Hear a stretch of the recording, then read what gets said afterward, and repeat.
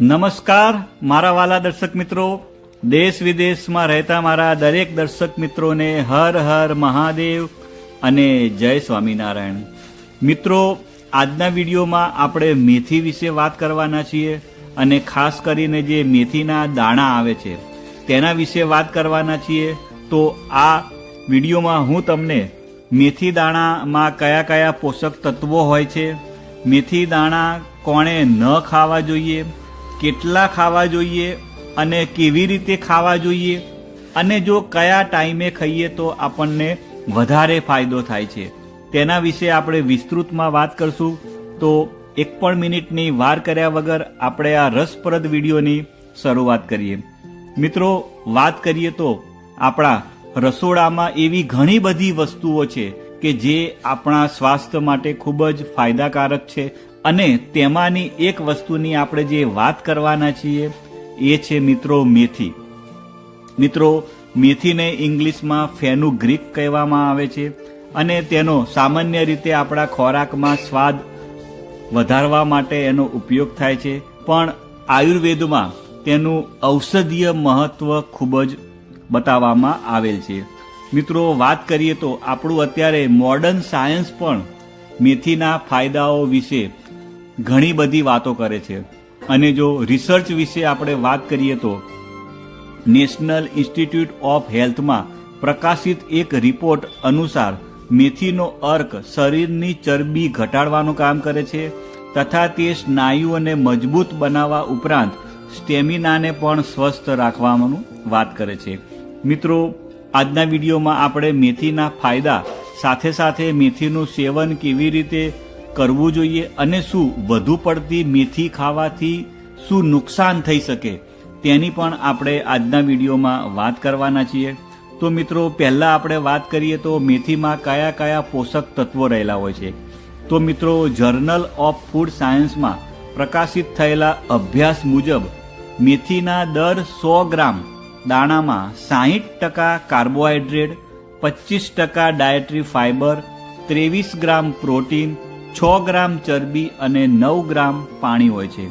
સાથે સાથે વાત કરું તો મેથીની અંદર પોટેશિયમ, ફોસ્ફરસ, મેગ્નેશિયમ અને કેલ્શિયમ પણ ભરપૂર માત્રામાં હોય છે. મિત્રો, શિયાળાની વાત કરીએ તો અત્યારે શિયાળામાં તમને મેથીની ભાજી પણ અત્યારે બજારમાં ખૂબ જ મળતી હોય છે. તો મિત્રો, જે તાજા મેથીના પાંદડા હોય છે તો તેની અંદર લગભગ 86% પાણી હોય છે, 6% કાર્બોહાઈડ્રેટ્સ હોય છે, 4% પ્રોટીન અને લગભગ 1% ફાઇબર હોય છે. મિત્રો, જો આપણે 100 ગ્રામ મેથીના દાણાના પોષણ મૂલ્યની વાત કરીએ તો તેમાં કીધું એ પ્રમાણે કેલરી 323 કિલો કેલરી હોય છે, ફેટ 6.41 ગ્રામ, કાર્બોહાઈડ્રેટ્સ 58.35 ગ્રામ અને પ્રોટીન 23 ગ્રામ હોય છે. મિત્રો, વાત કરું તો તેની અંદર પોટેશિયમ 770 મિલીગ્રામ હોય છે, આયરન 33.53 મિલીગ્રામ, કેલ્શિયમ 176 મિલીગ્રામ અને સોડિયમ 67 મિલીગ્રામ જેટલું હોય છે. મિત્રો, હવે વાત કરીએ કે જો તમે દરરોજ સવારે પલાળેલી મેથીના દાણા ખાશો તો તમે ઘણી બધી બીમારીઓથી બચી શકો છો. અને આપણે વિગતવાર વાત કરીએ તો તે ડાયાબિટીસમાં ફાયદાકારક છે. મિત્રો, મેથીના દાણામાં ઓછો ગ્લાયસેમિક ઇન્ડેક્સ હોય છે જે બ્લડ સુગર લેવલને નિયંત્રિત કરવામાં મદદ કરે છે. જે લોકોને ડાયાબિટીસની સમસ્યા હોય તેમણે પોતાના આહારમાં મેથીનો સમાવેશ કરવો જોઈએ. મિત્રો, મેથીના પાન, પાવડર અને બીજ ત્રણેય ડાયાબિટીસના દર્દીઓ માટે ફાયદાકારક છે. આ સિવાય વાત કરીએ તો મેથીના દાણા કોલેસ્ટ્રોલ લેવલને પણ કંટ્રોલ કરવામાં મદદ કરે છે. મિત્રો, મેથી વજન ઘટાડવામાં પણ મદદરૂપ થાય છે. એની પાછળનું કારણ એ છે કે મેથીના દાણામાં દ્રાવ્ય ફાઇબર હોય છે જેનાથી પેટ ભરેલું લાગે છે, તે ભૂખ ઘટાડવાનું કામ કરે છે અને ચયાપચયમાં સુધારો કરે છે. તે કેલરી બર્ન કરવામાં મદદ કરે છે. જે લોકો વજન ઘટાડવા માગે છે તો તે લોકો તેમના રોજિંદા આહારમાં મેથીનો સમાવેશ કરવો જોઈએ. મિત્રો, મેથી એ આંતરડાને સ્વસ્થ અને મજબૂત રાખવાનું કામ કરે છે. તેની પાછળનું કારણ એ છે કે મેથીનું સેવન કરવાથી પાચન સંબંધી સમસ્યાઓમાં રાહત મળે છે, કારણ કે તેમાં ઉચ્ચ ફાઇબર હોય છે જે આંતરડાને સાફ કરે છે. વધુમાં મિત્રો વાત કરીએ તો મેથીમાં એન્ટીઓક્સિડન્ટ ગુણો પણ જોવા મળે છે કે જે ગેસ્ટ્રો ઇન્ટેસ્ટાઇનલ સિસ્ટમને સ્વસ્થ બનાવે છે. અને આ સ્થિતિમાં જે લોકોને કબજિયાત, એસિડિટી અને પેટની સમસ્યાઓથી પરેશાન છે અને તેઓ જો નિયમિત રીતે મેથીનું સેવન કરે તો તેમને ચોક્કસ ફાયદો થાય છે. મિત્રો વાત કરીએ તો મેથી પોલિસિસ્ટિક ઓવરી સિન્ડ્રોમ અને પોલિસિસ્ટિક ઓવેરિયન ડિઝીઝ માટે પણ ફાયદાકારક છે.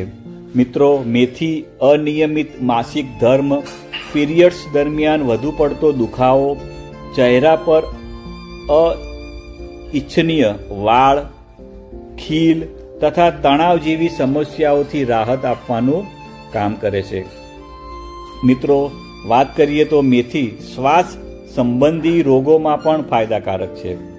મિત્રો જાણીતા medical journal allergy, asthma and clinical ઇમ્યુનોલોજીમાં પ્રકાશિત થયેલા અભ્યાસ અનુસાર મેથીના દાણા અસ્થમાના દર્દીઓ માટે ફાયદાકારક છે. મિત્રો બીજી વાત કરીએ તો international journal of pharmaceutical science review and રિસર્ચમાં પ્રકાશિત થયેલા અભ્યાસ મુજબ મેથીમાં લાળ સાફ કરવાના ગુણો છે. આ સિવાય મેથી ઘણી બધી પરિસ્થિતિઓમાં ફાયદાકારક છે. મિત્રો આપણે મેથીના જો ફાયદા વિશે વાત કરીએ તો તે આગળ કીધું એ પ્રમાણે પીરિયડ્સના દુખાવામાં રાહત આપવાનું કામ કરે છે, બ્લડ સુગર લેવલ કંટ્રોલમાં રાખવાનું કામ કરે છે, આપણા મગજને એકદમ સક્રિય બનાવવાનું કામ કરે છે, હૃદય રોગનું જોખમ ઘટાડવાનું કામ કરે છે, તે આયરન એટલે કે શરીરમાં લોહી વધારવાનું કામ કરે છે, આપણી પાચન શક્તિને મજબૂત બનાવવાનું કામ કરે છે. મિત્રો જે લોકોને તાવ હોય અને જો એની અંદર એ લોકો મેથી ખાય તો ચોક્કસ એમને ફાયદો થાય છે. આગળ કીધું એ પ્રમાણે વજન ઘટાડવામાં પણ મેથી મદદરૂપ થાય છે અને કોલેસ્ટ્રોલ લેવલ ઘટાડવામાં પણ ફાયદાકારક છે અને હોર્મોનને સંતુલિત કરવામાં પણ ફાયદાકારક છે.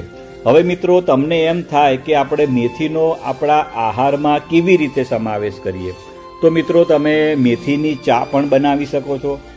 એના માટે તમારે શું કરવાનું છે કે મેથીની ચા બનાવવા માટે સૌથી પહેલાં તેના બીજને ગરમ પાણીમાં પલાળી દો. જ્યારે તેનો અર્ક પાણીમાં ઓગળી જાય છે ત્યારે તેને ગાળીને પી શકાય છે. તમે સ્વાદ માટે તેમાં થોડું મીઠું પણ ઉમેરી શકો છો. મિત્રો તમે ફણગાવેલી મેથી પણ ખાઈ શકો છો. એના માટે તમારે મેથીના દાણાને આખી રાત પલાળી રાખો. આ પછી તેમને ધોઈ લો અને પછી સુતરાઉ કપડાથી બાંધી દો. બીજા દિવસે મેથીના ફણગા ફૂટશે. ફણગાવેલી મેથી સવારે ખાલી પેટે ખાઈ શકાય છે. આ સિવાય તેને સલાડ અને સેન્ડવિચમાં પણ ઉમેરીને ખાઈ શકાય છે. મિત્રો તમે મેથીનું પાણી પણ પી શકો છો. મિત્રો તમારે મેથીના દાણાને આખી રાત પાણીમાં પલાળી રાખો અને સવારે ખાલી પેટે પીઓ. તે તમારા સ્વાસ્થ્ય માટે અનેક રીતે ફાયદાકારક છે. મિત્રો તમે મેથીના પાવડરનો પણ ઉપયોગ કરી શકો છો. તમે મેથીના દાણાને બારીક પીસીને તેનો પાવડર બનાવી લો અને તેને તમારા ભોજન અથવા દહીંમાં મિક્સ કરીને ખાઓ. તે તમને ખૂબ જ ફાયદો આપશે.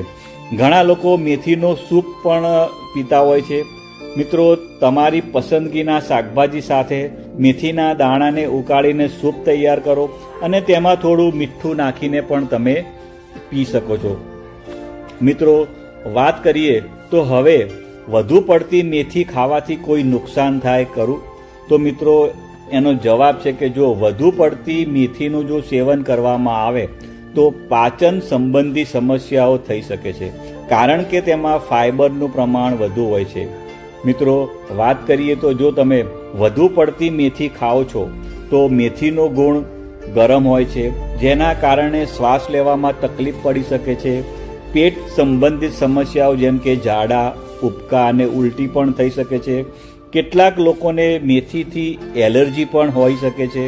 મિત્રો, ઘણા લોકોને ત્વચા પર સોજો, લાલાશ અથવા ફોલ્લીની સમસ્યા પણ થઈ શકે છે. મિત્રો, પેશાબ, પરસેવો અથવા બ્રેસ્ટ મિલ્કમાં દુર્ગંધની પણ સમસ્યા થઈ શકે છે. મિત્રો, હવે વાત કરીએ તો કોણે મેથી ન ખાવી જોઈએ. તો મિત્રો, જે મહિલાઓ પ્રેગ્નન્ટ હોય અને બાળકોએ ડૉક્ટરની સલાહ વગર મેથી ન ખાવી જોઈએ. મિત્રો, જે બ્લડ પ્રેશરના દર્દીઓ હોય તેમને પણ મેથીનું બિલકુલ સેવન ન કરવું જોઈએ. અથવા જો તમે કોઈ પહેલેથી જ કોઈ રોગથી પીડિત છો અથવા તમે કોઈ દવાઓ લઈ રહ્યા છો તો મેથી ખાતા પહેલાં તમારે તમારા જે ડૉક્ટરની દવા ચાલતી હોય એ ડૉક્ટરની સલાહ લઈને જ તમારે મેથી ખાવાની રહેશે. મિત્રો, વાત કરીએ તો દરરોજ કેટલી મેથી ખાઈ શકાય. સામાન્ય રીતે મિત્રો વાત કરીએ તો રોજ અડધી ચમચી તમે મેથીના દાણા ખાઓ છો તો તમારા સ્વાસ્થ્ય માટે ફાયદાકારક છે. જો કે તેની માત્રા ઉંમર, વજન અને સ્વાસ્થ્યના આધારે બદલાઈ શકે છે. તેથી તેને નિયમિતપણે ખાતા પહેલાં ડૉક્ટરની સલાહ અવશ્ય લેવી જોઈએ. મિત્રો, મને વિશ્વાસ છે કે આ વિડીયોના માધ્યમથી તમે કંઈક નવું શીખ્યા હશો, જાણ્યા હશો. અને જો તમને મારો વિડીયો સારો લાગ્યો હોય તો લાઈક કરજો અને તમારા બીજા મિત્રોને પણ શેર કરજો. આવજો મિત્રો, બાય બાય, આવજો.